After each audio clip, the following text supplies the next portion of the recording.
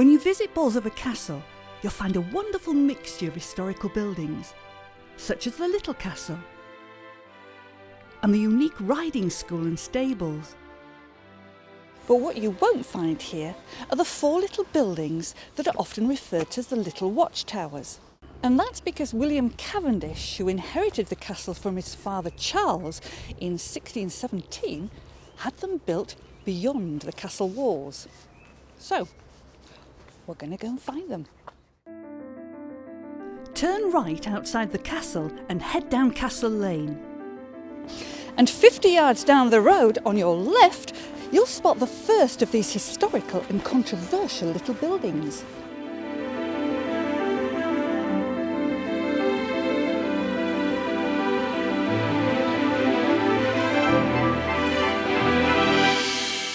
This watchtower has been fully restored to what it would have originally looked like in the early 1600s.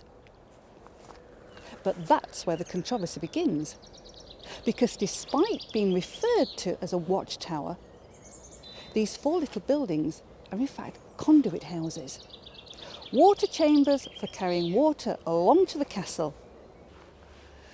So why have a window overlooking the valley if it's simply a water chamber?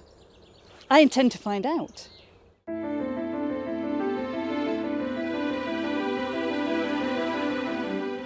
Keep walking along the hillside and you'll soon come to the second little conduit house. What an amazing view! Perfect for surveillance, I'd have thought. Which may have come in handy for William Cavendish in 1642 when the Civil War broke out. And not only does this conduit have a window overlooking the valley, it's also got what appears to be a chimney hole in the roof.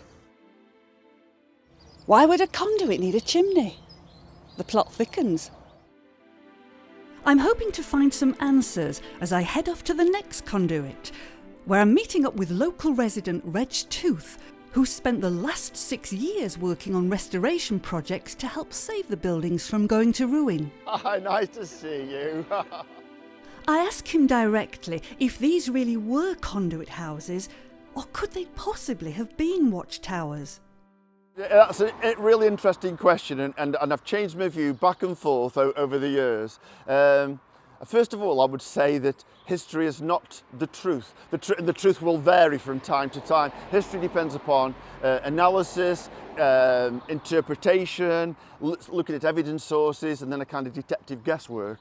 So it's all those things combined. And because evidence comes to light and people have different views on different things, so the view changes. When I came here in the 80s, academics poo-pooed the locals who said these were watchtowers and said, no, these are conduit houses. Over the years, that's changed.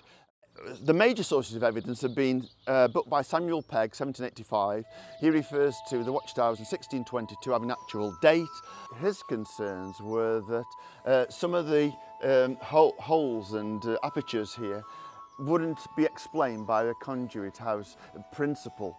However, I then looked at some documents from the Duke of Portland's records, which is in the Nottingham Historical Archives, and that actually dates, says specifically there's a contract for a 3-foot wide trench to be dug between Spittal Close, which still exists today in Bolsover, all the way through to Bolsover Castle, and it talks about water being transported along these conduit pipes. So again, that supports the conduit house process. If you force me to put my neck on the line, I'd say probably both. They may well have been for both purposes over the time, and so I think our interpretation board reflects that supposition. Along with an interpretation board, this most recently renovated conduit has seen the addition of railings, as well as essential repairs to the stonework and the clearing away of trees to reveal spectacular views. And this is the third occasion Reg has successfully negotiated grant aid from Historic England in order to enable these projects. Well, it's interesting that this is the first time I've actually seen the barrelled roof and the chimney going up there. If it had been, it could be a chimney as a watchtower or a conduit house. It could have either been a chimney, really, because people would have wanted to keep warm no matter what. It's a lovely building, and it would have been a real shame if it had gone into disrepair and decline. Been a sad day for all if it had happened, so I'm glad that they've now been restored for at least the near future. If we went down the watchtower route, then the holes are there for a specific purpose of being able to see. If it was a conduit house, they would be there for ventilation purposes. So I like the idea of them being used as watchtowers during this Civil War, because that does make some sense. Reg points out that due to road widening in the early 1930s, this fourth conduit had to be moved from across the other side of the road. Which leads me to the question, if this is the fourth conduit, where's the third?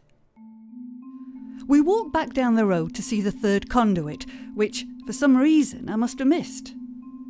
And I think I'm about to find out why. It's actually situated in someone's back garden.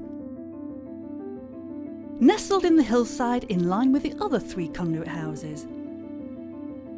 With the owner's permission, I take a peep at the little monument. It too has benefited from essential repair work. And commanding such magnificent views, I still wonder, what were William Cavendish's true intentions?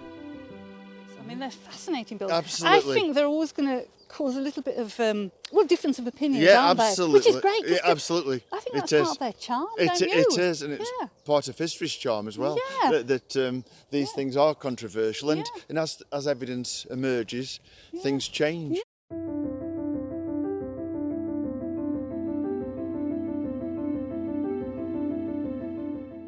So we may never find out the whole truth about these 4 little buildings, but the new interpretation boards certainly support the theory that they had a dual purpose.